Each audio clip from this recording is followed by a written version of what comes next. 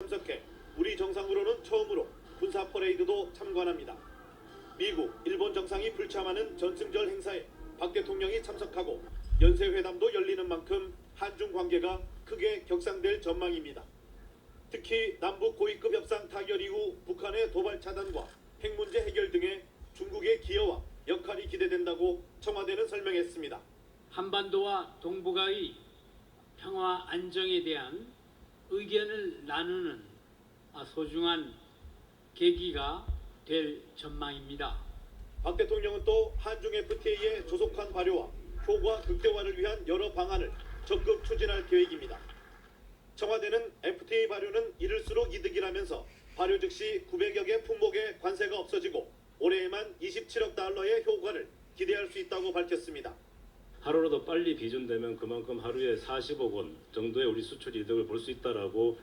또 이번 방중에 역대 최대 규모인 156명의 경제사절단이 동행해 비즈니스 포럼이 열리는 등 다양한 경제 성과가 기대된다고 청와대는 밝혔습니다. 어제 온라인판에 실은 미중 양달이 한국이 끊지 못하는 민족의 나쁜 유산이란 칼럼입니다.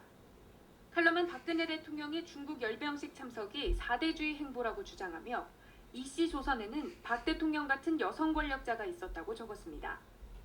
박 대통령을 1895년 을미사변으로 일본 낭인들에 의해 잔혹하게 시해된 명성황후에 비유한 겁니다.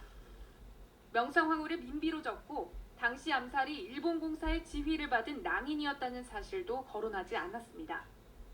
또 한국전쟁 때 당시 중공군이 참전한 사실을 거론하며 중국은 침략자인데 한국이 아픔을 느끼지 못하고 있거나 감각이 없다고 비난했습니다.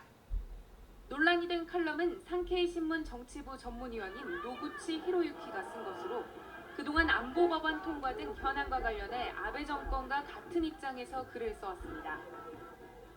이 칼럼에 대해 청와대는 후안무치한 주장을 일삼는 일본 내 특정 인사와 언론사의 성의 없는 기사라며 논평할 일고의 가치가 없다고 일축했습니다.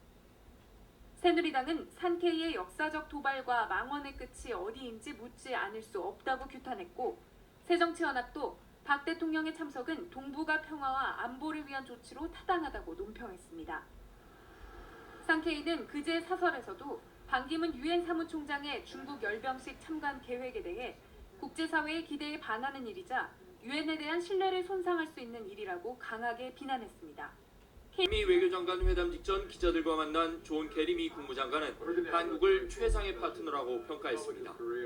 안보와 지역 이슈는 물론 그 이상의 사안을 다루는데 한국은 최상의 동반자이자 훌륭한 글로벌 파트너로 성장했다고 강조했습니다. We're very appreciative of that, and we'll talk about a range of issues in front of our countries. 양국 외교장관은 1시간 가까운 회담에서 다음 달로 예정된 한미 정상회담 의제를 집중 논의한 것으로 전해졌습니다. 또 북한 문제 공조 방안을 비롯해 지역 안보와 글로벌 이슈 등을 집중 협의한 것으로 알려졌습니다. 이와 관련해 케리 미 국무장관은 북한 북핵 문제 해결을 위해 한국과의 긴밀한 공조를 재확인한 동시에 기후변화에 대처하기 위한 한국의 기여를 높이 평가하면서 사의를 표했다고 미 국무부는 밝혔습니다. 지난달 지일의 포격 도발에 따른 남북한 합의 이후 한미 외교장관이 공식적으로 만난 건 처음입니다. 기회라고 강조하며 기후변화에 대한 국제사회의 공동 대응 노력에 적극 참여하겠다고 밝혔습니다. 이번 추석 이산 상봉 행사 문제를 중점 논의하겠지만 상봉 행사의 정례화도 논의하겠다고 밝혔습니다. 상봉 날짜는 북쪽과 협의를 하되 가급적 빨리 이뤄질 수 있도록 하겠다는 방침입니다. 이산 가족들의 간절한 염원을 고려해서 추석 계획이 가급적 빠른 시일 내에 이루어지도록 노력할 생각입니다. 아울러 이산 가족들의 생사 확인을 위한 명단 교환 문제도 논의할 가능성을 시사했습니다. 북한 김양건 노동당 비서는 최근 방북한 우리 측 인사를 통해 거듭 합의 이행 의지를 강조했습니다. 김 비서는 특히 우리 군 관계자의 이른바 참수계획 발언에 유감을 표하면서도 고위급 접촉 합의 사항은 모두 이행하겠다는 뜻을 밝힌 것으로 전해졌습니다. 이산가족 만남을 제일 먼저 갖기로 했으니까 그거 하겠지만 그 다음 단계로 넘어가야 되지 않느냐. 그러기 위해서는 우리의 여론도 좀 생각해달라. 이런 가운데 정부는 고위급 접촉 합의에 포함된 민간교류 활성화를 위해 대북 산림과 환경 분야 사업에 남북협력기금 30억 원을 지원하기로 했습니다. 정부는 이와 관련해 산림녹화단체 4곳과 식수개발 등 생활환경 개선 사업 단체 3곳 등 민간단체 7곳을 우선 지원 대상으로 선정했습니다. KBS A에서 E까지 5등급으로 나눈 구조개혁 평가 결과가 발표됐습니다. 4년제 일반대 32곳이 하위 D2등급을 받아 내년부터 정부 재정 지원 등의 제한을 받게 됐습니다.